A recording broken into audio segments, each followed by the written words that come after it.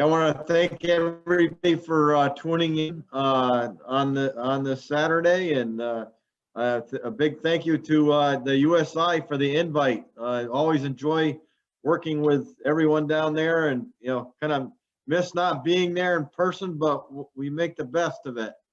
Like George said, my name is Donald Parizek. I'm a soil scientist with the U.S. Department of Agriculture.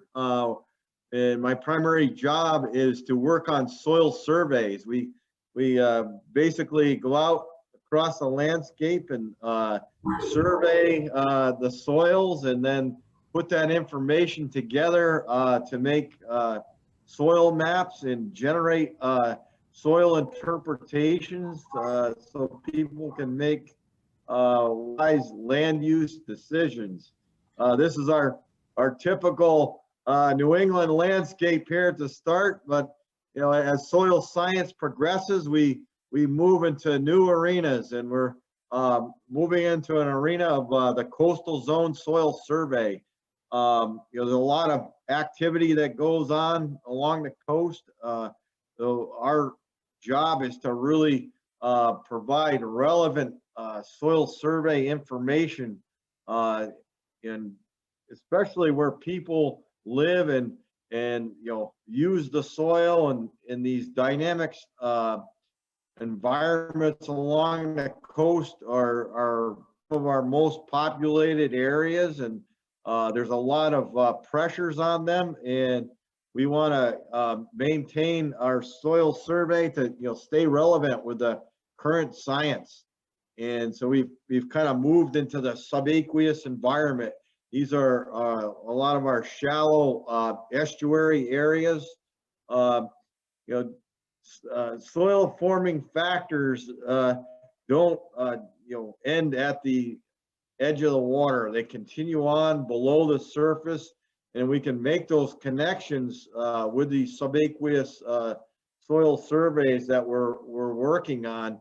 We'll see some very interesting soil profiles that replicate what we see up on the terrestrial environments, and it's really a fascinating window into the past environment before sea levels began to rise. I'm going to try and stay on track here. I know I don't have a lot of time, so basically we got involved in doing a coastal zone soil survey of Jamaica Bay. Jamaica Bay sits over here on the end of Long Island. It's a heavily urbanized area. Manhattan's right up here. It's right on the edge of New York City. It also sits on the terminal moraine. This is Long Island, which represents the extent of the Wisconsin aged ice sheet. So it's very, very diverse area, ecologically very rich, and also it's got this huge urban influence here. So it's sits right on the edge of the city. It's definitely has some nutrient impairment, after working there in the field, but it's a fascinating place. There's a lot of life out there, and there's just a lot going on. Very, very diverse area, and we've saw a lot of that in the soil profiles that we observed there. So back in this work all started quite some time ago. Back in 2006, there was a graduate student working with the NRCS, the Natural Resources Conservation Service. Her name was Yi Wong, and she got together with the NRCS at the local office, and they collected a lot of subaqueous soil cores, as you can see in blue here. And that data kind of sat for quite some time, and then we kind of picked this project back up in 2018, planning, meeting with the National Park Service and the Soil and Water Conservation District, and we were able to work with the USI personnel there to plan for this work. And then in 2019 in June, we spent 2 weeks down there collecting subaqueous soil cores, and you can see the areas in green here.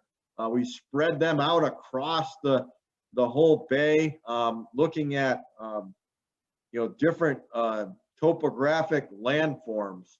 Just as we do in the terrestrial environment, we've focused in on these different landforms to spread our sampling across the landscape to capture the diversity of those subaqueous landforms. And this shot here, this is what we call a topobathy LiDAR. Basically, it enables us to see below the water surface at some of those landforms that are below that water surface, the water column.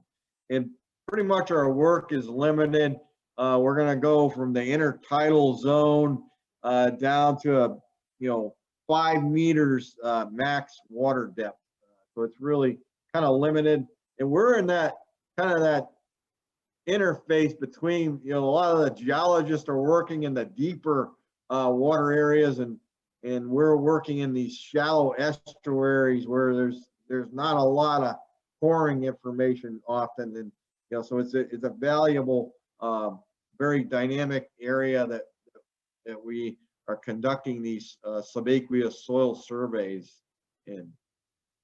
And how do we go about the work? Well, we have to go out and we vibrocore. This is I don't know, anybody recognize that's Igor there. He's a member of the USI. And then Dr. Rich Shaw, he was with the NRCS. He's since retired. But we went out and collected these vibrocores using a vibrating head and these aluminum irrigation tubes. So this is probably 1.5 meter core. We take and cap those, put them in a cold storage, and then eventually we'll go take them out of cold storage and split them open, and then describe what we see. Just as we describe soil profiles in the upland areas, we'll describe profiles in these subaqueous soils as well. And you can see here's a nice example on the right hand side of the screen, and you can see this is the 1 meter mark. So there's like basically just a little over probably 110 centimeters of what we call estuarine deposits over this old buried soil. This would be like a paleosol. This is a soil that relates to a past climatic period. See, it looks like there's some organic matter here. You might have like an old E horizon down here, an EG horizon. It even looked like it had some spodic properties to it. So this is probably an old wetland, freshwater wetland that was inundated by sea level rise, and then we had these estuarine silts and clays deposited on top of it.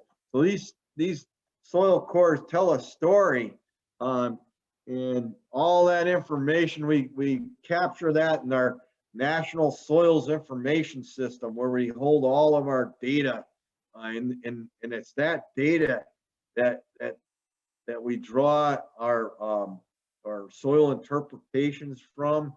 We utilize it to make soil survey maps. And how do we make those maps? Well, we put together a model on basically, as any soil science does when they traverse the landscape, they look at the soils, they look at the relationship between the soils and the landscape. And you form these patterns based on what you're observing in the field and what position on the landscape. So just like we have in a terrestrial environment, we have these subaqueous soil models that we as soil scientists put together based on our experiences in the subaqueous environment. A lot of what we see is driven by the velocity of the water that's present within that water column. Higher velocity waters will yield very sandy and coarse textured soils. Some of our low energy environments will have very fine textured silts and clays.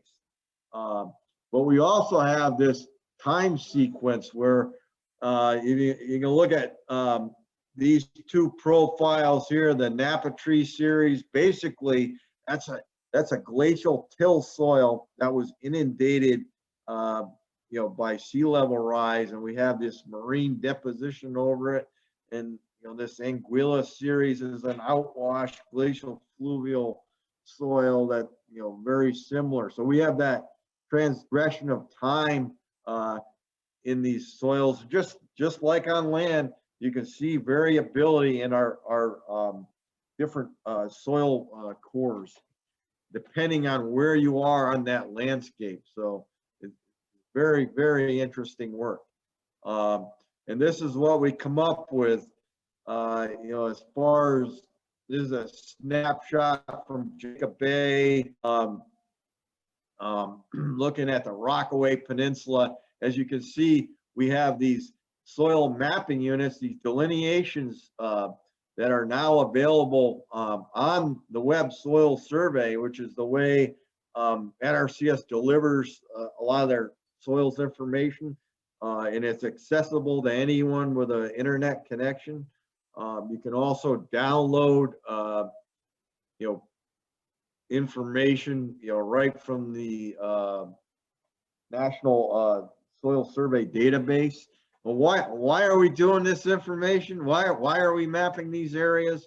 Because people are asking for it, primarily for aquaculture, restoration of eelgrass and shellfish, as well as planning for the future, like trying to maybe install some living shorelines or things. You have to know, just like on land, you got to know what your soils consist of before you can effectively plan some restoration efforts or protection efforts, where you're going to need to know, are you working with a highly fluid estuarine silt, or are you working in a coarse textured sand with gravel? Very, very, very important properties there. And one of the interesting things that we've done, this work taken 30 cores, and these cores go from basically around a meter in thickness all the way to 2.5 meters, and we've had those analyzed at our Kellogg Soil Survey lab, and that data will be available as point data for anyone to use. It should be up fairly shortly here on the internet and available for everyone to use.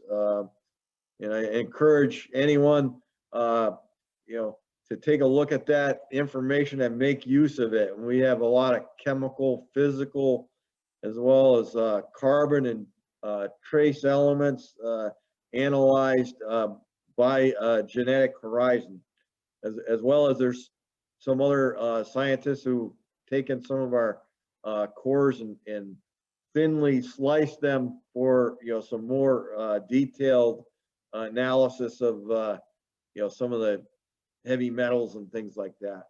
So I guess for now that's all I have, and want to I guess pass it on back to George.